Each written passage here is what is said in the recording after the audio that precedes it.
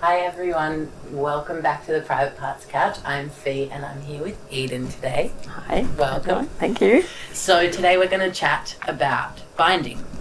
Can you tell us what that is? Yeah, sure. I'm so excited to be talking about binding. So binding is like the act of putting a material around your chest to compress breast or chest tissue, with the idea typically to create a more masculine appearing chest. I know that you know a lot about binding, so I'm just really conscious of that. Tell us, yeah. And there's several ways to bind. So the three most common ways of binding would be wearing a commercial binder, which can be like a half-length or a full-length binder, which is usually made of really durable nylon or spandex, and it really works really well to constrict chest or breast tissue. Another method is to apply binding tape to the lateral aspects of the chest. So obviously you need a bit of nipple care involved there. So you probably put down a cotton wool bud and then wrap around each side of the chest, never going across the midline. One of my pet peeves is a lot of media representations of binding show someone applying tape, usually like physical tape, you know, the tape that you use when you have an injury or sprained ankle, like all the way around your chest.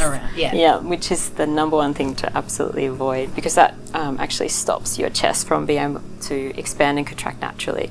So that's when you're at risk of like rib fracture and shortness of breath. So there we've covered commercially available binders, binding tape, and the third method, which is one that I used personally when I was growing up, is to wear one or more tight-fitting sports crop tops, which are typically a lot cheaper than a commercially available binder, which would usually set you back around $80 plus. So that's another method that you can use, which still enables you to engage in physical activity. So when you're wearing a commercial binder, you can't engage in physical activity because it actually stops your chest from expanding and contracting normally. So yeah, they're the three main methods. And as I kind of mentioned really briefly, there's some health risks associated with binding, and they range from overheating, as you can imagine if you have lots of layers on, especially in summer, all the way up to shortness of breath, which is what we see if you were taping all the way around your chest, and also rib fracture at the extreme. So you have developed a resource to assist healthcare professionals with their understanding of binding, as well as showing people how to bind in a safe way. Is that right? Absolutely. So the resource that we developed at Thrive Rehab is specifically geared towards occupational therapists, which are a type of allied health professional, as you know. Yeah. And the goal was, we just assumed no prior knowledge of binding, and we really wanted OTs to be able to host a discussion around binding. So at Thrive Rehab, where I'm based, we were receiving an increasing number of referrals from practitioners saying, my client mentioned binding or is asking me about binding, what can I do? So the resource kind of set out, okay, what is binding? How can you have a discussion that's trans-affirming about binding? And then what are the options? We also talked about safety tips and popular brands as well. Yeah.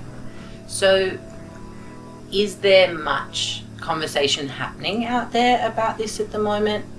What's your experience, over the last 10, 15 years with healthcare professionals and understanding of binding? Well, it's tricky because we were talking before we went online on air about, when we think about knowledge production, there's certain groups where the production of knowledge is way behind kind of the norm, which is typically like a white man who's a heterosexual man, who's a cissexual heterosexual man. So when we talk about women's health, which is flagging behind, and trans health is behind that as well.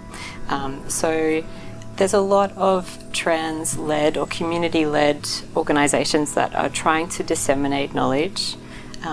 There is an increasing trend towards peer kind of ran or trans-led research groups. There's one based at the University of Melbourne, but there's a bit of a lag. And at the moment there's no clear way to kind of collate resources. So I guess the resource we developed was an attempt to synthesize what we know about binding, but there's still more that we can know for sure.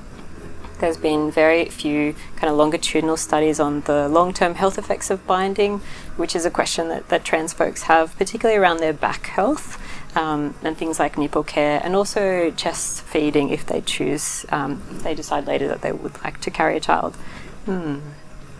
If someone has been binding or is thinking about binding and wanting to talk with their doctors, but are finding it maybe a little intimidating to bring up, or for whatever reason, what is a way that we can talk to healthcare professionals about this? That's a really maybe you don't have an answer. Question.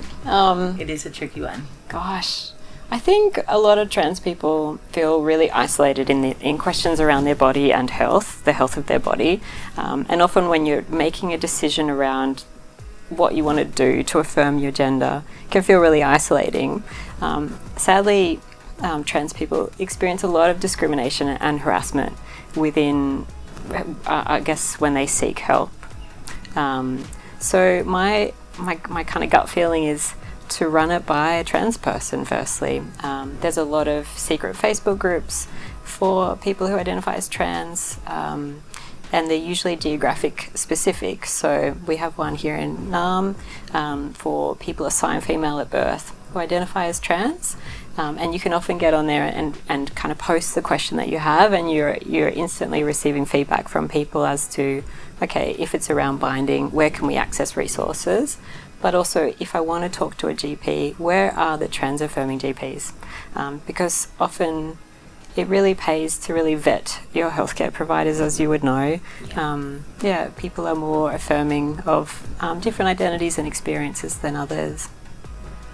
So before going out and maybe buying a binder, if you're kind of just thinking about it, what would be maybe the safest way to, try it out and see how it sits with you?